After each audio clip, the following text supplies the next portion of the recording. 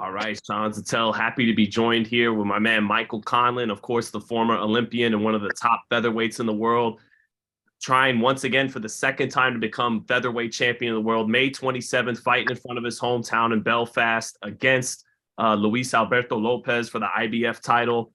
Mick, man, how you feel getting this second opportunity? And that Wood fight was a great fight. What did you learn from that fight that's going to allow you to come out on top this second time?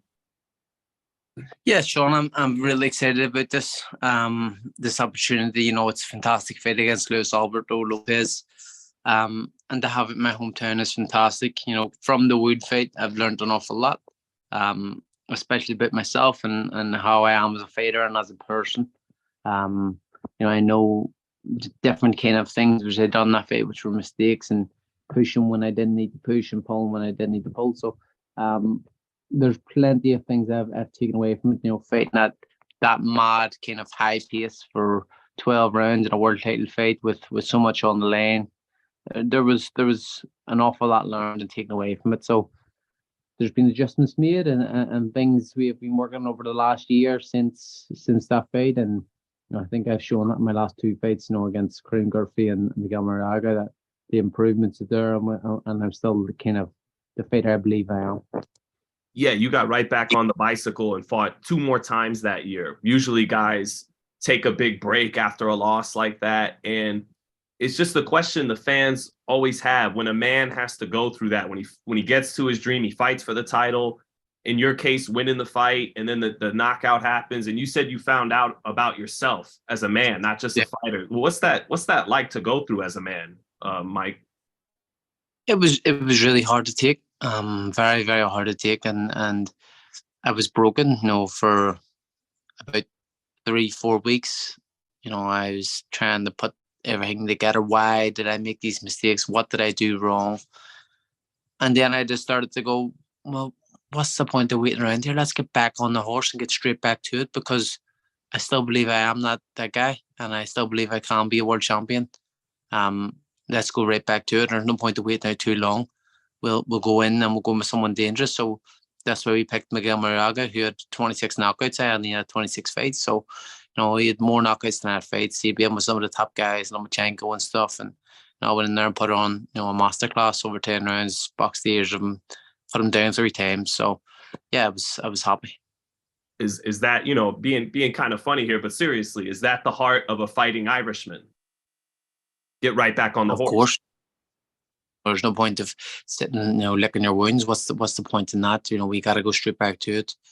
I've got things to do, and I don't have a lot of time, so to say. I'm 31 now. I'm on, probably at my physical peak, but as a fighter, you're going towards the back end. You know what I mean? I don't think much fighters will go more than 35. So, yeah, I think, I need to get back to it as quick as possible and become world champion as soon as I could. So that's why I did what I did. You mentioned with that Wood fight, the pace, that was one of the biggest things that stuck out, was getting used to that pace. Yeah.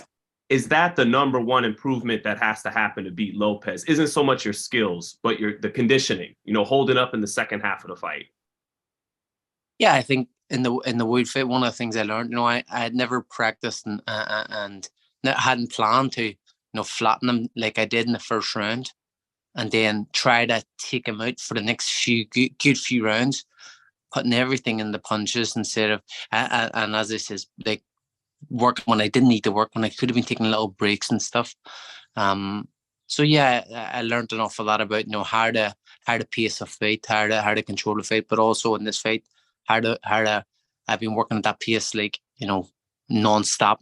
That's what I've been doing in the spars, 12 rounds, 3 different guys, non-stop work, hard pace. I've actually got with 5 people tomorrow over 12 rounds. So the pace is going to be mad. It's going to be crazy at times. But as you've seen with Luis Lopez as well, he started really fast paced against Warrington and then kind of died off towards the back end. So with the Wood fight, it was just grit and determination from both guys, and big heart showing from both guys. And I could have been smarter, so I learned little things about that instead of getting caught up in in the heat of the moment, and trying to have a cool head in a hot kitchen is kind of the plan in them situations. Looking at your style, it's different than a lot of guys from the Commonwealth and from, the United Kingdom. And I'm not as familiar with the Irish amateur system, but from guys from the United Kingdom and the Commonwealth, it's a lot of standing straight up and keeping the hands up and proper boxing. But you switch, you drop the lead hand, you go to the body a lot, which a lot of guys from the UK don't. Why do you have the style you have? Is different than what we're used to seeing from that part of the world. Yeah, I suppose, like, I spent the first year of my career as a pro living in California, training with Manny Robles and, working on that Mexican style. And once I kind of went over there like a sponge and took everything I needed to take in. And like I at that time when I was there, I was fighting like I was trying to be like a Mexican, trying to go forward fighting and stuff. And then I realized that's not how I fight. And that's not what I should be doing. I should go back to using my skills and my boxing abilities. But yeah, I've just mixed kind of a whole lot of things together. You got that European upright style at times, and then you've got the low down hand low southpaw style, American type style, and then you got that in close, bodywork Mexican type style. So yeah, I've mixed them all together, and you get me. What do you think of Lopez's style? I know he's from Mexico, but he's kind of awkward, right? Not just a traditional hands up, go to the body. How do you make that awkwardness, work against him instead of it working in his favor? And that's what I think happens. That's what this fight. That's the way this fight will play out. Lopez he's upright. He jumps in. He's off balance. He switches stances unknowingly. And very, very unorthodox. But they're his strengths. How he does things and how he can be so explosive. But his biggest strengths in this fight will be his biggest weaknesses. I don't think Lopez has faced someone like me. He's faced someone close enough to my style, and probably Ruben Villa as a southpaw, or even the boxer type style when he was fighting. What do you call him? Vences, was it? He boxed him very well. Andy Vences, yeah. There's been some good fights he's had, and I think that I'm just a completely different fighter that he's faced, and I don't think he'll be prepared for what's going to come. If you win this fight on the 27th, how much of it is because you didn't lie to yourself? You didn't have a million excuses about the Wood fight and those kinds of things. I think that's the main thing. Me having the balls just to kind of take it on the chin, go back to it. I was the guy at fault in that fight. I made mistakes and I lost. So that was the first thing I said when we get back to the hotel. Obviously, went to hospital for the checkup and stuff, and everything was okay. And then we're in the hotel, and the whole team was there, and Ross sitting there. I said, "Listen, it's my fault.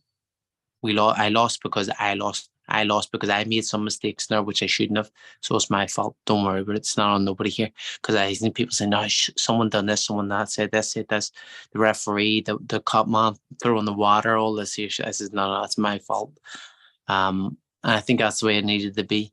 I think the reason, why I'll win this fight is the work I put in and how much I want this fight. And I know that I've got a champion coming, a newly crowned champion who will not want to lose his belt.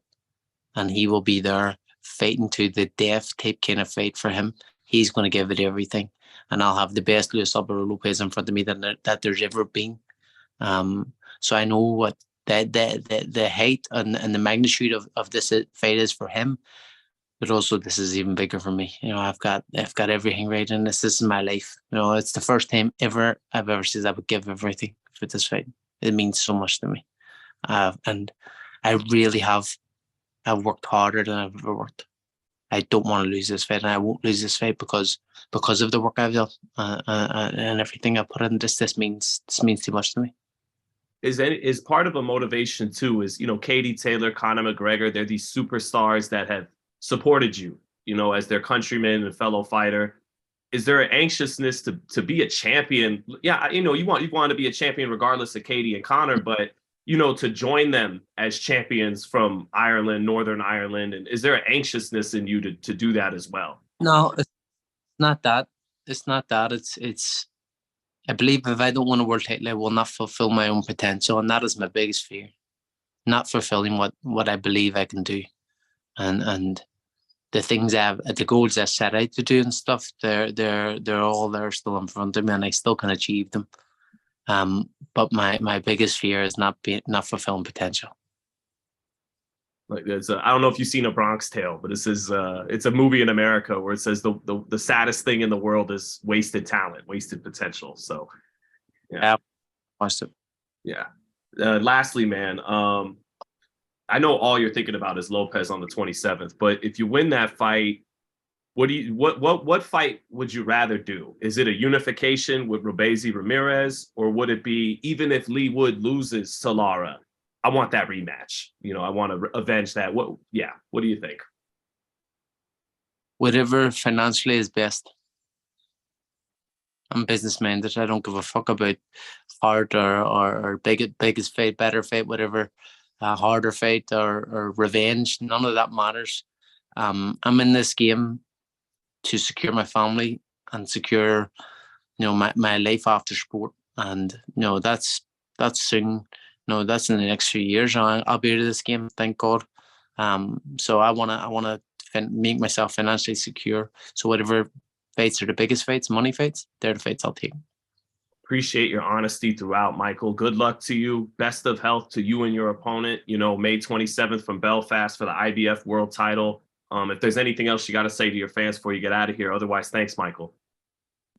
Oh, Sean, thank you. And thank you everybody supporting me as well. Thanks, man. Thanks. Best of luck. Thanks, fellas.